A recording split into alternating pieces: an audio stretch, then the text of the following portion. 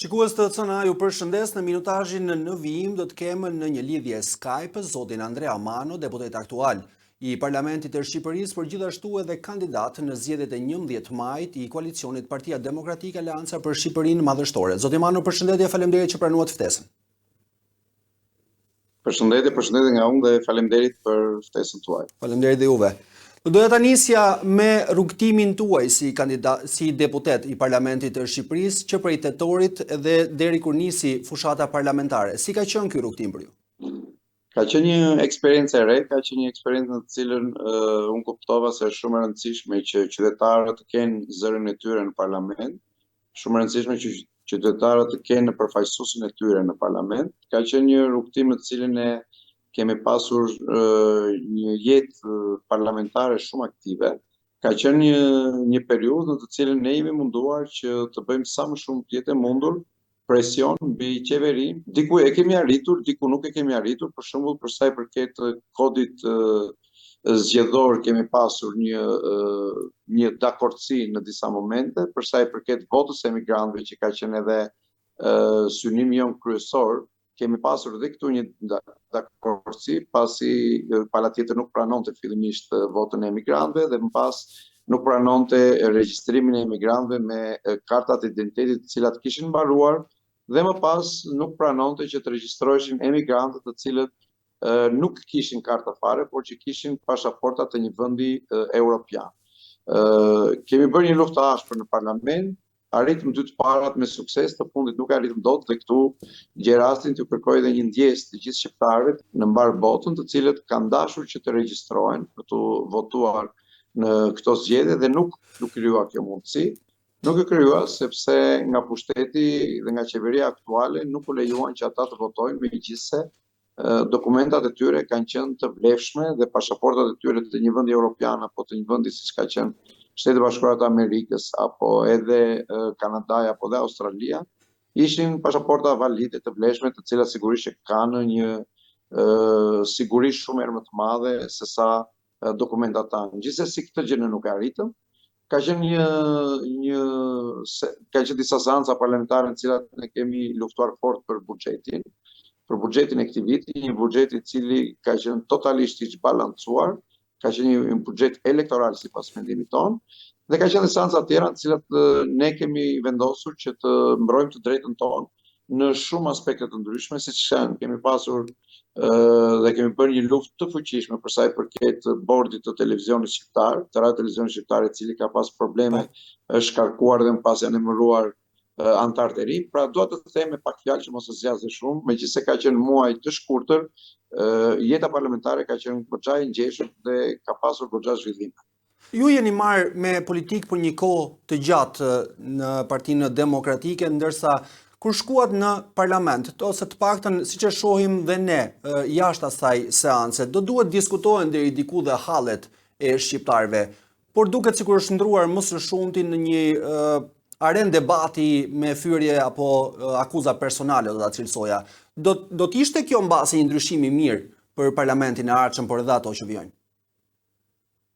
Përkundrazi, falenderoj shumë për pyetjen, po përkundrazi, nëse e shihni të gjitha fjalimet e mia në parlament, unë nuk jam përfshirë në debat. Jo, më fal, nuk e thash personalisht për ju, por atë se çfarë ndodh në përgjithësi në seancat parlamentare. Këtë do të thoya, pra unë nuk jam përfshirë, jam munduar të jap një model tjetër i cili ka qenë një model për sa i përket halleve të qytetarëve, për sa i përket problematikave që ata kanë në fundit, ne deputetët duhet ta kuptojmë që jemi aty para si ligjvënës, por e dyta dhe si përfaqësues të një zone të caktuar. Dhe parlamenti nuk mund të shndërrohet për mendimin tim në një arenë përplasje në çdo seancë, sepse kjo intereson pushtetit aktual. Pushteti aktual ka dashur dhe qeveria aktuale kanë dashur që ta kthejnë parlamentin në një seancë ose të kthejnë seancat në një arenë përplasje, sepse synimi i tyre ka qenë që ne të mos merremi me hallet e problematikat e njerëzve dhe deri diku ja kanë arritur. Ajo që mendoj është që në parlament duhet të futet një frymëre, e cila duhet të ketë të bëjë përveç faktit të shqyrtimit dhe miratimit të ligjeve, por dhe me marrjen e përgjegjësisë të gjithë secilit për zonat përkatëse, për ato hallet dhe problemet që kanë qytetarët. Atë që ata duan të shohin nga parlamenti është se si lobohet apo se si luftohet në parlament që pensionin mesatar, ne ta çojmë nga 50 apo 60.000 lekë që është në fshat, ta çojmë 200.000 lekë, se si çmimi i dritave për biznesin mund të ulet, pra si mund të lobohet dhe mund të luftohet që çmimi të ulet, se si paga mesatare mund të shkojë 500 euro, të gjitha këto që po them janë programi i Partisë Demokratike, se si paga mesatare e mjekëve, e mësuesve të shkojë 1.500 euro, e mjekëve të shkojë 2.200 euro, pra se si çmimi i naftës të ulet edhe të prek nivelin që nafta ka në vendin Çinit, siç është Maqedonia. Do të them që këto janë më të prekshme nga qytetarët dhe besoj që parlamenti i ardhshëm duhet të merret më shumë me hallet dhe me problematikat e qytetarëve, duhet të jetë një parlament i qytetarëve për qytetarët, për hallet dhe problematikat e tyre. Garoni në listën e hapur në qarkun e Korçës, do të preferonit vendin e sigurt? Në pamje të parë po, në qoftë se do të quhesh kjo si një formë vlerësimi, nëse ata që janë në listën e sigurt mund të quhesh vlerësimi, po. Por realisht jo, unë realisht në kuptimin që në qoftë se ti do të dalësh deputet, në qoftë se ti e meriton vendin e deputetit, duhet ta tregosh me vota e meriton asaj. Pra unë do të isha partizani asaj që listat ishte hapur për të do edhe që secili të matej dhe të provonte se sa vota vlen në qarkun ku ai kandidon. Nisur nga kjo e dyta, unë jam më i nderuar dhe jam më i vlerësuar besoj. Do të tregojmë që secili se sa e ka vlerën e vet dhe se sa i besueshëm apo se sa i qëndrueshëm është në ato që ka në politikën që ka bërë ndër vite dhe se sa i besueshëm është nga qytetarët e vet për të qenë përfaqësues i tyre në parlament.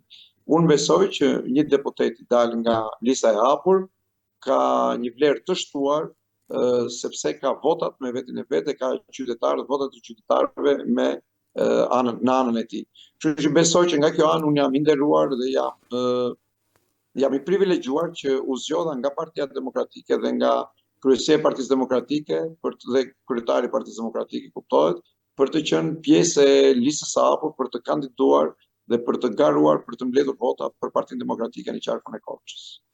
Dakor, për të qëndruar pak edhe tek aspekti personal, pse do duhen që qytetarët e Korçës t'ju besojnë juve dhe t'jeni deputet në parlamentin e ardhshëm? Unë besoj pikë së pari jam një banor i këtij qyteti, jam lindur dhe jam rritur në këtë qytet, e dyta jetoj në këtë qytet, jam përdit në kontakt me qytetarët, e treta jam munduar që në funksionet që unë kam pasur dhe në politikat e ndryshme që unë kam bërë, qoftë duke qenë prefekti i qarkut të Korçës, qoftë duke qenë kryetari i degës Partisë Demokratike, kam treguar që jam një njerëz që mundohem të jem pranë njerëzve që interesohen për hallet problematikat e tyre, po jam dhe njerëz i thjeshtë të cilin ata mund ta kontaktojnë dhe mund ta gjejnë në çdo moment. Nga ana tjetër besoj që kam një formim të dur, qoftë nga shkolla, qoftë nga universiteti, qoftë nga studimet pas universitare, për të cilën qytetarët mund të më besojnë që mund të jem i aftë për të artikuluar qoftë ligje të ndryshme, po qoftë edhe për të bërë ndryshime të ndryshme në ligj, po qoftë edhe për të mbrojtur këto në parlament. Sipas mendimit tim modest, unë kam disa prej tyre, në disa tjera sigurisht që mund të jem edhe më mirë, por besoj që këto janë arsye të nevojshme, po them, për të marrë besimin e qytetarëve. Unë besoj që tek unë qytetarët gjejnë njëri të thjeshtë, njëri të cilin e kanë kontaktuar dhe e kontaktojnë të paktën për 20-25 vite me radhë, dhe jam njëri i cili besoj që politika i zgjidh hallet e këtij vendi. Për këtë arsye, kam dalë tani dhe garoj për të marrë edhe një herë votbesimin e qytetarëve, për të qenë përsëri në parlamentin e ardhshëm dhe për të dhënë një model të ri në këtë parlament, sepse unë besoj që duhet që parlamenti i ardhshëm të jepet një fytyrë e re, një model i ri. Zotimano, diçka të fundit. Qarku i Korçës është ndër më të luftuarit politikisht kur vjen puna tek zgjedhjet dhe kryesisht kemi parë mandate deri diku të ndara në mënyrë të barabartë, 5-6 apo këtë herë duket se Korça do të prodhojë deri në 10 mandate. Si mendoni se do të ndahen ato? Dhe nëse do të ndikojë vota popullore?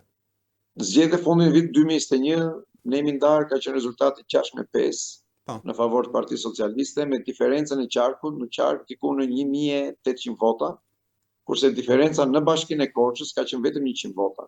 Ajo që ne synojmë është pikë së pari që ky mandat që i ra Korçës për arsye të shpopullimit dhe për arsye të largimit të njerëzve në emigracion, që është një plagë e madhe për Korçën. Pra ne synojmë që ky mandat pikë së pari t'i bjerë Partisë Socialiste Dhe së dyti, objektivi jonë është që ne të dalim fitues në qarkun e Korçës. Pra, ne si Parti Demokratike, si koalicioni Partisë Demokratike, synojmë që të marrim fitoren në qarkun e Korçës. Zoti Mano, unë ju falenderoj për kohën. Faleminderit dhe ju, faleminderit shumë. Kemi qenë në këtë lidhje me zotin Andrea Mano, kandidat për deputet i koalicionit Partia Demokratike Aleanca për Shqipërinë Madhështore. Në listën e hapur të qarkut të Korçës kandidon zoti Mano për zgjedhjet e 11 majit. Kam në dorë atë se si do të jetë fleta e votimit në zgjedhjet e 11 majit. Dhe ju mund të votoni në një nga mënyrat e treguara në vijim, përndryshe fleta e votimit do të cilësohet si e pavlefshme. Nëse do të votoni vetëm për partinë apo vetëm për koalicionin, do të vendosni shenjën X në kuadratin ose plus në kuadratin përkatës. Nëse doni të votoni vetëm për një nga kandidatët që është në listën parapëlqyesne, vendosni shenjën X ose plus brenda kutisë për briemrit të kandidatit që keni zgjedhur. Në këtë rast, vota juaj llogaritet si për kandidatin ashtu dhe për koalicionin apo partinë politike. Por do të keni kujdes pasi nuk mund të votoni për një parti apo koalicion dhe njëkohësisht votoni për një kandidat të një partie apo të një koalicioni tjetër. Në këtë moment, vota juaj bëhet e pavlefshme. Unë ju falenderoj për vëmendjen tuaj.